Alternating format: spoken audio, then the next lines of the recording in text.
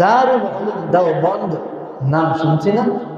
পুরা বিশ্বের মধ্যে সবচাইতে বড় মাদ্রাসা, যে মাদ্রাসার বাউন্ডারি স্বয়ং রাসূলুল্লাহ সাল্লাল্লাহু আলাইহি ওয়াসাল্লামের হাতে ইশারাকৃত আকৃত এই দারুল উলুম দেওবন্দের বাউন্ডারি।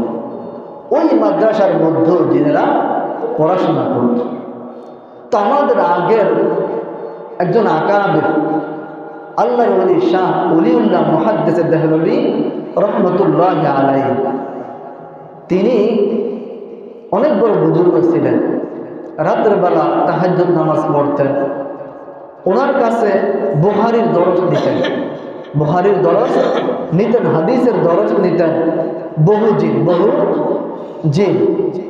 একদিন আল্লাহর ওলি তাহাজ্জুদ নামাজে দাঁড়িয়ে গেছে। তাহাজ্জুদ নামাজে দাঁড়ানোর পর আল্লাহ আল্লাহ জিকির শুরু করে দিয়েছে। যখন আল্লাহ আল্লাহ জিকির করতেছিলেন, হঠাৎ করে দেখে একটা সাপ তার কাছে আসছে। আল্লাহর ওলি বলেন, যখন আমি দেখতে পাইলাম যে সাপ আমার কাছে আসছে, আমি ভয় পেয়ে গেলাম। আমি ভয় পেয়ে সাথে সাথে আমি সাপের উপর আঘাত করলাম। আঘাত করার পর সাপ সাথে সাথে মারা যায়। মারা যাওয়ার কিছুক্ষণ পর আমি দেখতে পাইলাম দুইজন দারোগা আসলো। কয়জন? দুইজন দারোগা আসলো। আসিয়া আমাকে কাঁধে করে আমাকে বিশাল বড় এক রাজ্যে নিয়ে গেল।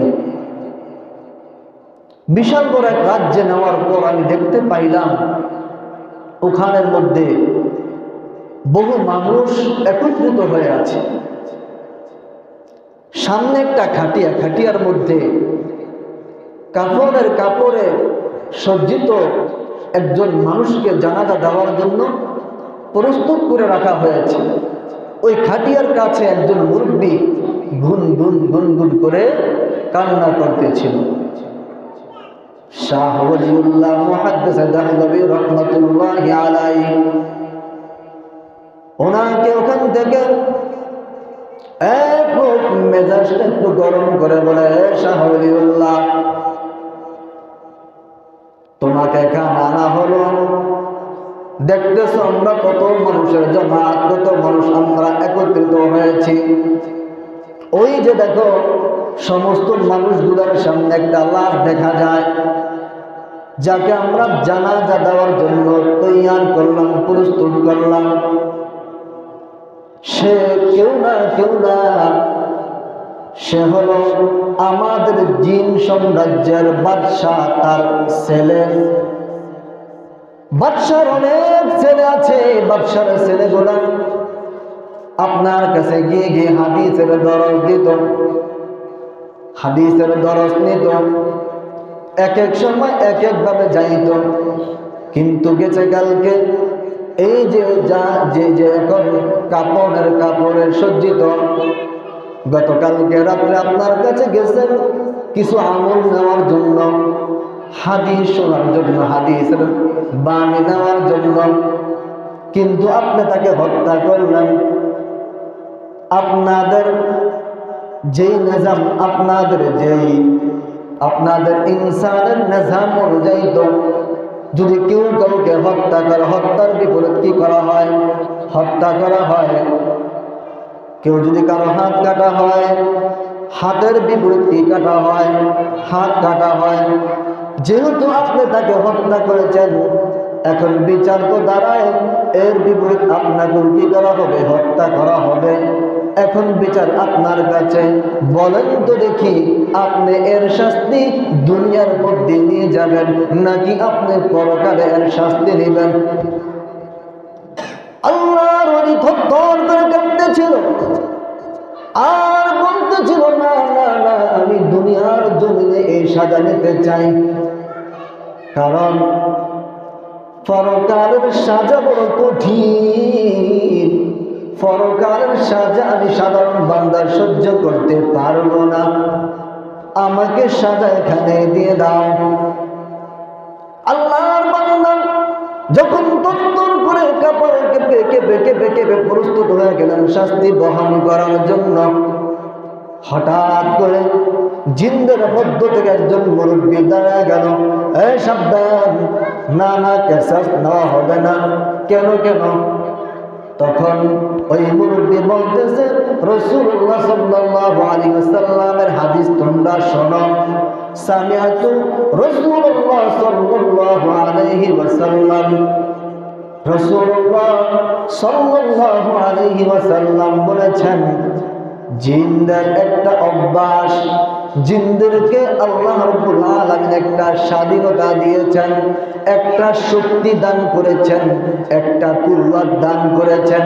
এরা বিভিন্ন জিনিসের আকৃতি ধরতে পারে, বিভিন্ন জিনিসের সূরত ধরতে পারে, বিভিন্ন বস্তুর আকৃতি ধারণ করতে পারে। যদি এই জিনের মধ্য থেকে কেউ যদি মানুষের সামনে মানুষের আকৃতি ব্যতীত ভয়ঙ্কর কোনো কিছু আকৃতি ধরে মানুষের সামনে যায়, যদি ভয় কেউ জিনকে হত্যা করে, রাসূল বলেন না না, তাকে এই হত্যার বিপরীত তার কিসাস নেওয়া হবে না, তার কিসাস নেওয়া হবে না। বোঝা গেল এই জিন সাধারণ কোনো জিন না, এই জিন সাহাবী জিন। এই জিন কি?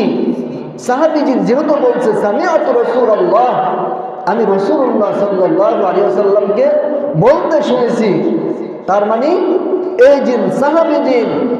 তখন শাহ ওলিউল্লাহ মুহাদ্দিস দেহলভী অন্তরে বড় খুশি, কায় এক উসিলায় জিনদের সাম্রাজ্য আসলাম, আরেক উসিলায় রাসূলকে দেখতে পারলাম না, রাসূলের সাহাবীকেও দেখতে পারলাম না, এক উসিলায় আমি রাসূলের জিন সাহাবীকে দেখে ফেললাম। আল্লাহু আকবার। যখন আল্লাহর ওলি এই কথা শুনতে পেল, শোনার পর একটু স্থির হলেন। স্থির হওয়ার পর বলতেছে, সাবধান, এই আল্লাহর ওলিকে কষ্ট দেওয়া যাবে না। এ আমাদের দিন সাম্রাজ্যের, আমাদের জিন সাম্রাজ্যের বহু আলেমের উস্তাদ, ওনার কাছে আমাদের এই এলাকার অনেক ছাত্র, জিন ছাত্ররা বুখারী দরস নাই, তিরমিজির দরস নাই, আবু দাউদ শরীফের দরস নাই। না না, ওনার কিসাস নেওয়া যাবে না। ঘটনার মধ্যে লেখেন, ওনাকে সসম্মানে স্বর্ণের পালন করে, স্বর্ণের পালকি করে ওনাকে ওনার সাম্রাজ্যে সবাই স্বাগতম জানাইয়া ওনার স্থানে পৌঁছাইয়া দেয়।